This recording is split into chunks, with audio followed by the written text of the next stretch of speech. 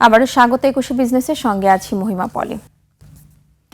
দর্শক, আপনারা জানেন যে ঢাকা স্টক এক্সচেঞ্জের লেনদেনের সমাপ্তি হয়েছে এবং দুপুর 2টায় লেনদেনের সমাপ্তি হয়েছে। আমরা আজকে যেটা দেখেছি যে দিনের শুরু থেকে শেষ পর্যন্ত কিছুটা ওঠানামার মধ্য দিয়ে কিন্তু আজকে লেনদেনের সমাপ্তি হয়েছে এবং দিনের শেষটা যদিও নেগেটিভ ট্রেন্ডের মধ্য দিয়ে হয়েছে, দিনের মধ্যভাগে আমরা দেখেছি যে কিছুটা পজিটিভ ট্রেন্ডের মধ্য দিয়ে লেনদেন চলছে। তো মোটামুটি একটা উত্থান এবং পতনের মধ্য দিয়ে কিন্তু আজকে লেনদেন চলছিল ঢাকা স্টক এক্সচেঞ্জে এবং দিন শেষটা হয়েছে কিছুটা পতনের মধ্য দিয়ে। এবং টার্নওভার যদি বলি যে টার্নওভার গত কার্যদিবসের তুলনায় কিছুটা কম লেনদেনের মধ্য দিয়ে আজকে লেনদেনের সমাপ্তি হয়েছে। আমরা একটু সূচকগুলো দেখে নিব।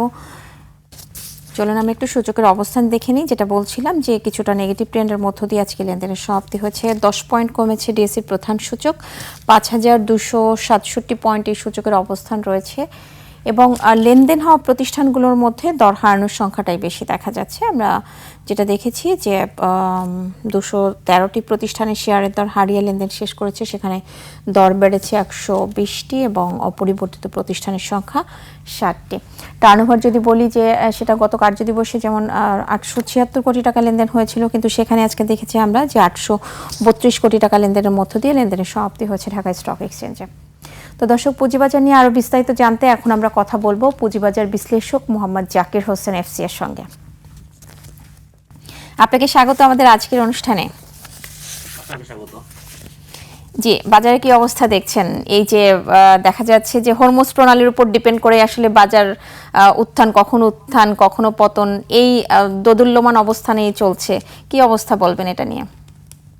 এটা তো আমি আসলে সবসময় বলি, বাজারে উত্থান আর পতনে দুটো থাকলেই বাজারটা তার আসল গতিতে আছে, সেটাই বোঝা যায় আর কি। সবসময় যেটা টানা উত্থান, এটা বাজারের জন্য যেমন ভালো না, টানা পতনটাও এটা বাজারের জন্য কখনোই কোনো অবস্থাতেই ভালো না। উত্থান হবে, পতন হবে, কারেকশন হবে, মার্কেটে বিনিয়োগকারীরা অ্যাক্টিভ থাকবে। সবচেয়ে বড় কথা, আপনি দেখবেন বিনিয়োগকারীদের পার্টিসিপেশনটা মার্কেটে কতটুকু। যত বেশি বিনিয়োগকারীদের পার্টিসিপেশন থাকবে, আপনি বুঝবেন যে বাজার তার সঠিক গতিতে আছে, সঠিক পথে আছে, এবং সেই জিনিসটুকুই আমাদের সবসময় বিবেচনায় নেওয়া উচিত। তাহলে কি এখন আমরা বলতে পারি যে এখন পার্টিসিপেশনটা ভালো বিনিয়োগকারীদের? যে ফলো আনা ভালো এমনটা বলা যাবে না, তবে বিনিয়োগকারীদের আগ্রহ ধীরে ধীরে পুঁজিবাজারের দিকে বাড়ছে। আমরা এর আগেও কয়েকটা প্রোগ্রামে বারবার বলতে চেষ্টা করেছি যে আমাদের একটা সরকারের পতন হয়ে আরেকটা সরকার মিড টার্মে ছিল, যারা সাময়িক সময়ের জন্য ছিল। এরপরে একটা নির্বাচন হলো, এখন নির্বাচিত সরকার ক্ষমতায়। এই নির্বাচিত সরকারের পুঁজিবাজার নিয়ে অনেক বড় পরিকল্পনা আছে। যিনি এখন বর্তমান অর্থমন্ত্রী আছেন, উনি পুঁজিবাজার সম্বন্ধে বেশ ভালো জ্ঞান রাখেন, ভালো কথাবার্তা বলছেন এবং পরিবর্তনের অনেকগুলো ইঙ্গিত দিয়েছেন।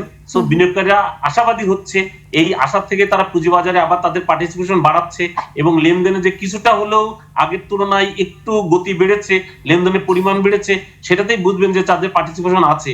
তবে সতর্ক পার্টিসিপেশনটা দরকার। আমরা যেটা বারবার বলি, বিনিয়োগকারীরা এখনো ঠিক সেই সতর্ক আচরণটা করছেন না, বা যারা ওইভাবে সতর্ক ভালো শেয়ারের দিকে যাদের বিনিয়োগ থাকে, তাদের পার্টিসিপেশন এখনো মার্কেটে সেইভাবে আসেনি। যে আপনি যেটা বলছিলেন যে এই যে অর্থমন্ত্রীর একটা পরিবর্তনের ইঙ্গিত বা সংস্কারের যে ইঙ্গিত, মানে সেটা কি আসলে পুঁজিবাজারের উপর কতটা পড়ছে বলে আপনার মনে হচ্ছে? জি, সেটাও কিছুটা পজিটিভ। আপনি আসলে সোশ্যাল মিডিয়াগুলোতে আপনি লক্ষ্য যদি করেন, তা দেখবেন যে পূর্ববর্তী যিনি আমাদের সিকিউরিটি এক্সচেঞ্জ কমিশনের চেয়ারম্যান ছিলেন, তার নিয়ে অনেক অসন্তুষ্টি ছিল। তিনি গেলেন, নতুন একজন চেয়ারম্যান আসলেন। সেই চেয়ারম্যানকে ঘিরে সহায়ক নিয়ন্ত্রণ সংস্থা অর্থাৎ বাংলাদেশ সিকিউরিটি এক্সচেঞ্জ কমিশনের বেশ আন্দোলন সংগ্রাম দেখলাম। সো তারাও যে এই চেয়ারম্যানকে নিয়ে স্বস্তিতে এই ম্যানেজমেন্ট কাজ করছে, এমনটা বাইরে থেকে আমরা কেউই কিন্তু ওইভাবে বুঝতে পারছি না। এখন মার্কেটে আবারও এই আমরা সোশ্যাল মিডিয়াগুলোতে দেখছি যে পুঁজিবাজারের চেয়ারম্যানের পরিবর্তন আসছে, এবং আমার কাছে মনে হচ্ছে যে এই নিউজটা মার্কেটে কিছুটা গতি সঞ্চার করিয়েছে। নতুন চেয়ারম্যান আসবেন, তিনি পুঁজিবাজারের জন্য ভালো কাজ করবেন, এমন প্রত্যাশা বিনিয়োগকারীরা করছেন। আচ্ছা, অবশ্যই চেয়ারম্যান পরিবর্তন নিয়ে বেশ কিছুদিন ধরে একটা গুঞ্জন ছিল এবং সবারই একটা জোর দাবি ছিল পরিবর্তন নিয়ে। তো আসলে এই যে বিভিন্ন সময় যে পরিবর্তনের কথা বলা হয় বা পরিবর্তন হবে, মানে কি ধরনের পরিবর্তন আসলে এই মুহূর্তে দরকার এই বাজারের জন্য?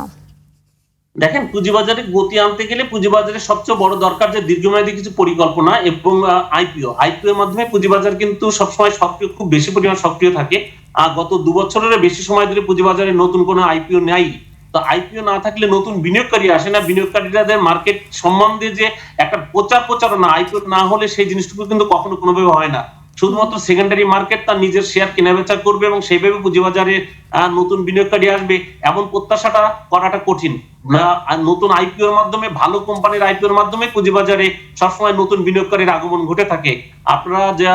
আমরা জানি যে গ্রামীণ ফোনের আইপিও যখন পুঁজিবাজারে এসেছিল তখন মার্কেটে বিশাল একটা ঢেউ এসেছিল নতুন বিনিয়োগকারীর। এরকম ভালো মানের আইপিও পুঁজিবাজারকে খুব বেশি সক্রিয় করে তুলতে পারে, উজ্জীবিত করে তুলতে পারে। সো আইপিওর মাধ্যমে পুঁজিবাজারে আবার নতুন প্রাণ পাবে এমনটা প্রত্যাশা। সো নতুন যিনি চেয়ারম্যান আসবেন, এই বন্ধ আইপিও কিভাবে আবার মার্কেটে আনা যায়, আইপিওটা মার্কেটে নতুন নতুন শেয়ার আসতে পারে, সেই বিষয়ে তিনি উদ্যোগ নেবেন। এর আগেও আমাদের অন্তর্বর্তীকালীন সরকার কিন্তু উদ্যোগ নিয়েছিলেন, সরকারি শেয়ার, ভালো কোম্পানির শেয়ার পুঁজিবাজারে আসবে, কিন্তু সেই জিনিসটুকু মানে তার কথাতে থেকে গেছে, কোনো কার্যকরী পদক্ষেপ দেখিনি। আমাদের প্রত্যাশা যে নতুন যিনি চেয়ারম্যান আসবেন তিনি এই বিষয়গুলো আগে দেখবেন।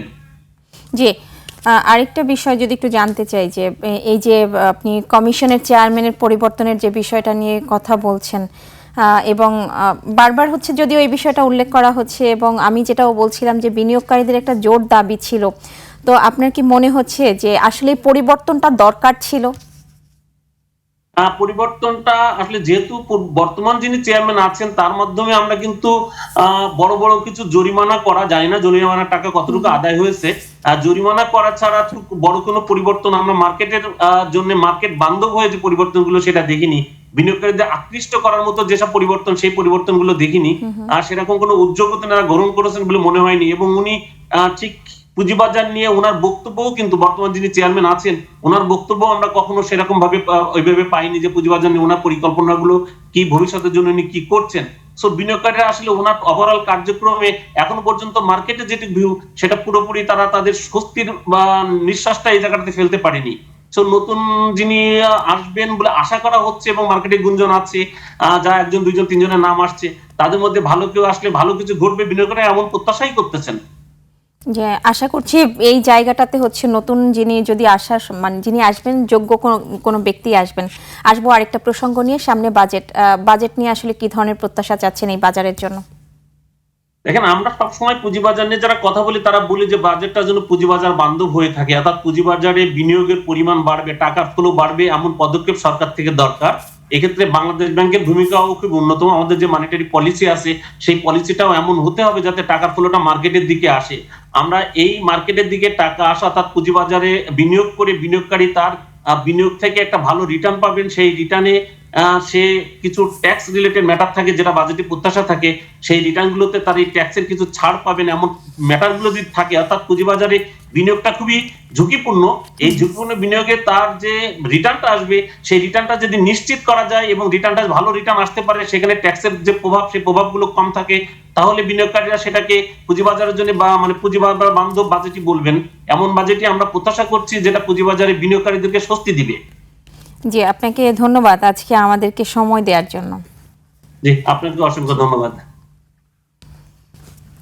দর্শক, এতক্ষণ আমরা পুঁজিবাজার পরিস্থিতি নিয়ে কথা বলছিলাম পুঁজিবাজার বিশ্লেষক মোহাম্মদ জাকির হোসেন এফসি এর সঙ্গে। এবার নিচ্ছে একটা বিরতির পর দেশ বিদেশের অর্থনীতি, ব্যবসা বাণিজ্যের নানা খবর নিয়ে আসছেন সুকান্ত সরকার।